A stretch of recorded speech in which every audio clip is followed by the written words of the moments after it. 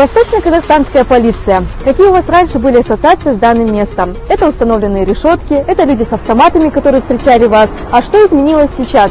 Это открытый и прозрачный фронт-офисы и добрые отношения полицейских к людям. Какие именно произошли изменения, мы посмотрим в данном видеоролике.